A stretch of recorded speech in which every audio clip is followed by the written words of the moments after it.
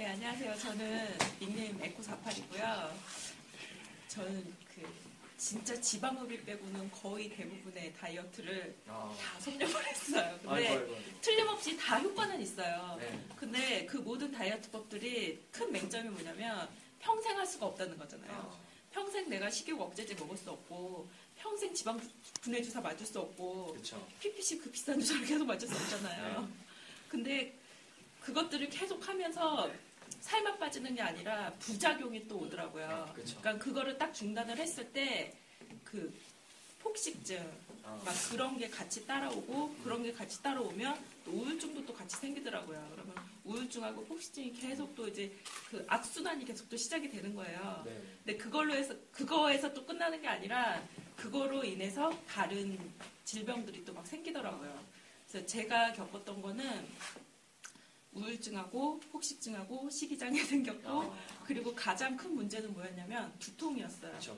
정말 두통이 너무너무 심해가지고 저는 그냥 그 애기 낳는 고통이 제일 심하다고 그러잖아요. 거짓말이에요. 정말 이 두통이 너무 심해가지고 자리에서 일어나지도 못하고 네. 서 있다가는 걷지도 아이고. 못하고 막 그 다리에 제가 힘을 못 줬었어요.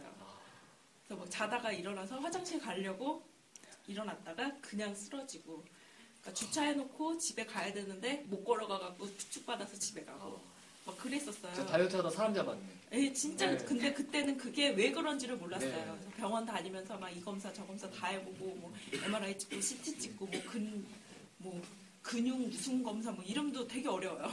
막 그런 검사 막 하고 막 약을 한 3개월씩 이렇게 막 먹고 막 그랬는데 결론은 선천적으로 뭐 이온이 불균형하다. 되게 애매한 거 뜬구름 잡는 얘기인 거예요. 그쵸. 그래서 그 얘기만 믿고 저는 신경정신과에 3개월을 또 먹었어요. 아이고. 그랬더니 그 약을 먹으면 정말 몸이 물에 푹 적셔놓은 손뭉치 같아요. 정말 나하고 침대나 소파가 한 몸이 돼요. 일어날 수가 없어요. 너무 이렇게 처져서. 그러면서 이제 살이 또 막 엄청나게 찌는 거예요.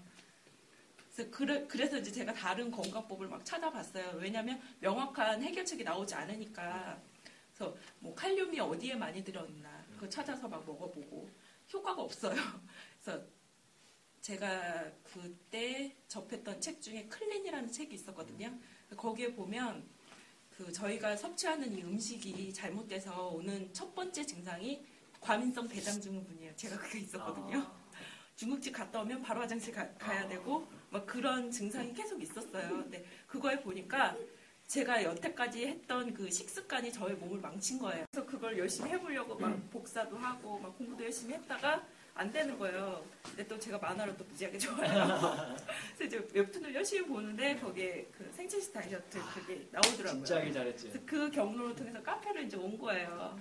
그래서 그때부터 이제 시계를 좀 조절을 하고 이제 생체식하고 그러면서 이게 혼자서는 처음에 참 어렵더라고요. 근데 이게 커뮤니티라는 게 좋은 게 저희가 이제 육체만 있는 게 아니라 정신도 있잖아요. 그렇죠. 마음도 치료가 돼야 되니까 이 잘못된 다이어트 과정에서 내 마음도 많이 상처를 받았기 때문에 그거를 치유를 해가는 것도 참 중요하더라고요. 그래서 카페를 처음에 와서는 나 혼자 그냥 열심히 공부해서 또 나 혼자 열심히 하면 되겠지 생각을 했어요.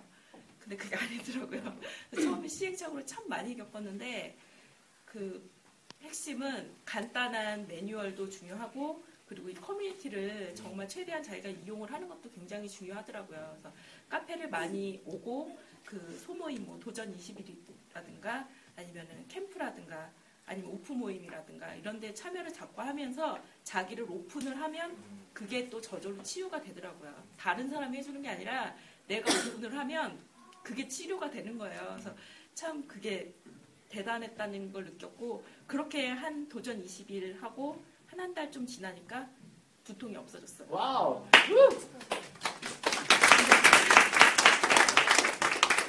지금도 두통이 아주 없는 건 아니지만 그냥 일반 사람들이 머리 아파 이 정도씩 하고 그냥 지나가는 거예요. 그리고 한 번도 쓰러진 적이 없어요. 그러니까 그 애 낳는 거보다 더 힘들었었는데. 네. 정말 그게 원인 모르게 그렇게 아파 보지 않은 사람은 정말 모르게 너무 답답하고 알 수 없는 약을 계속 먹어야 되고 저희 신랑이 너무 걱정이 되니까 그 약을 먹으면요 정말 내가 아무것도 할 수 없는 그래서 머리가 안에서 밖으로 이렇게 터질 것 같은 그런 통증이거든요. 근데 약을 딱 먹으면 한 5분, 10분 내에 아무렇지도 않아요. 그러니까는 옆에서 신랑이 보게 되고 그게 도대체 무슨 약이길래 그러냐 너무 이상하다. 그래서 주위에 친구 의사분들한테 물어보니까 절대 먹지 말라는 거예요. 그게 마약 성분 비슷한 게 있대요. 그러니까 그게 치료해 주는 게 아니라 그냥 일시적으로 통증을 가라앉히는 그런 약이더라고요.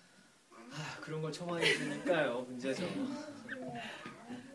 그러니까 이제 모든 그런 질병이 생기고 하는 게 우리가 섭취하는 음식으로부터 유인되는 거니까 그거를 좀 고쳐 나가면 이제 점점 하나씩 고쳐질 것 같아요. 벌써 저번 주보다 확 달라지셨어요. 그렇지 않아요, 혜빈이? 완전 확 달라지셨어요. 완전 훨씬 좋아요. 두통 고쳐졌고요. 그 과정에서 여자분들은 그 요요 많이 겪으시면서 저는 저 같은 경우는 한 2, 3년 동안 1년에 한 10kg에서 15kg로 계속 왔다 갔다 했어요. 한 1년 안에. 겨울 되면 한 15kg 쪘다가 여름 되면 한 15kg 또 빠졌다가 이렇게 주기적으로 막 그러면서 생리부스는 와요. 여자분들 그런 거 많이 느끼실 거예요. 작년에는 거의 1년에 한 3번? 그것도 호르몬제 먹고 산부인과 다니면서 그랬는데 이거 하면서 그 도전 20일 시작하고 한 10일쯤 됐을 때 정말 너무나 정상적으로 건강하게 하는 거예요. 그것도 너무 신기했어요, 저는. 근데 이걸 공부를 해보니까 이게 정상적으로 들어왔다가 서서히 나중에는 무혈경으로 간다고 하더라고요. 너무 좋잖아요. 그래서 저는 열심히 해보려고요. 정말 감사합니다.